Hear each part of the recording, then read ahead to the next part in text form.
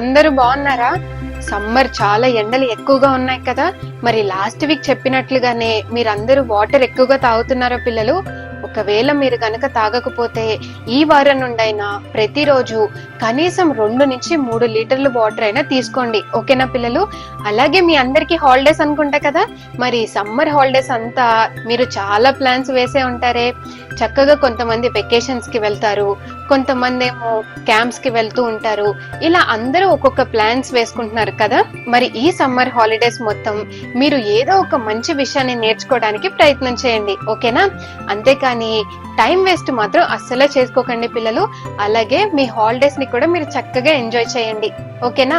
సరే, అయితే మరి ఈ రోజు మీ అందరికి ఒక మంచి కథ చెప్పడానికి నేను వచ్చేసాను. మరి కథ వినటానికి సిద్ధంగా ఉన్నారా?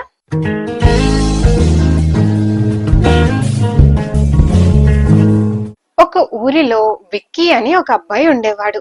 అయితే అతడు ఎప్పుడు చాలా పెద్ద పెద్ద కలలు కంటూ ఉండేవాడు. ఎలాగంటే, నేను మా క్లాసులో అందరికన్నా ఫస్ట్ రావాలి, నేను బాగా అన్నిట్లో పార్టిసిపేట్ చేయాలి, అన్నిట్లో నేనే ముందుండాలి, అందరూ నన్ను చూసి గర్వపడాలి అని ఇలా అనుకుంటూ ఉండేవాడు. కానీ ఇలా తన ఆలోచనలో మాత్రమే ఉండేవాడు. ఏదైనా పని వచ్చేసరికి ఆ పనిని సరిగ్గా పూర్తి చేయకుండా మధ్యలో వదిలేయటము, అలాగే తను ప్రతిరోజు చదువుకుందామని అనుకుంటాడు, కానీ చదువుకోకుండా ఫోన్ వాడుతూ ఇంకొంచేపే, ఇంకా 5 మినిట్సే అని అలా గంటల కొద్ది టైం ని వేస్ట్ చేస్తూ, అలాగే ఉదయాన్నే కూడా లేట్ గా లెగుస్తూ ఉండేవాడు. ఇలా చాలా విషయాలు ఈ రోజు కాదు కానీ రేపటి నుంచి ఖచ్చితంగా చెయ్యాలి అని ఇలాగా వాయిదాలు వేస్తూ ఉండేవాడు. ఇలా కొద్ది రోజులు గడిచిన తర్వాత వాళ్ళకి ఎగ్జామ్స్ టైం వచ్చింది. ఇక ఎగ్జామ్స్ అయిపోగానే రిజల్ట్స్ కూడా వచ్చాయి. కానీ ఆ రిజల్ట్స్ లో విక్కీ ఫెయిల్ అయ్యాడు.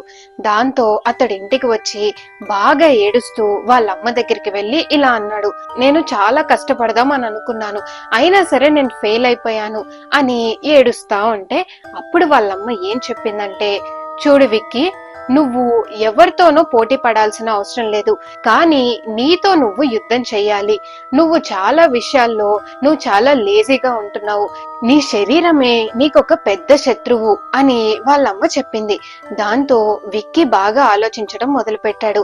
అవును, నన్ను ఎవ్వరూ ఓడించలేదు, నా అంతటి నేనే ఓడిపోయాను, కనుక రేపటి నుంచి అయినా సరే నేను అన్ని పనులు కరెక్ట్ గా చేయాలి అని అనుకొని ఇక మరుసటి రోజు నుండి అతడు చాలా విషయాలు మెల్లమెల్లగా మారటం మొదలు పెట్టాడు. ఉదయాన్నే లేవటం అతడు చేయలేకపోయాడు. కొద్ది రోజులు అతడు ఒక హ్యాబిట్ గా మార్చుకున్న తర్వాత అతనికి అదొక మంచి అలవాటుగా మారిపోయింది. అలాగే చదువు విషయంలో కానీ, అలాగే గేమ్స్ అయినా సరే అతడు ఫోన్ ని వీలైనంత మటుకు ప్రతిరోజు సమయాన్ని తగ్గిస్తూ అలా మెల్లగా సెల్ఫ్ కంట్రోల్ చేసుకుంటూ ఎంతో చక్కగా తనని తాను డిసిప్లైన్డ్ గా మార్చుకున్నాడు. ఇక కొన్ని రోజుల తర్వాత మరలా ఎగ్జామ్స్ జరిగే పిల్లలు.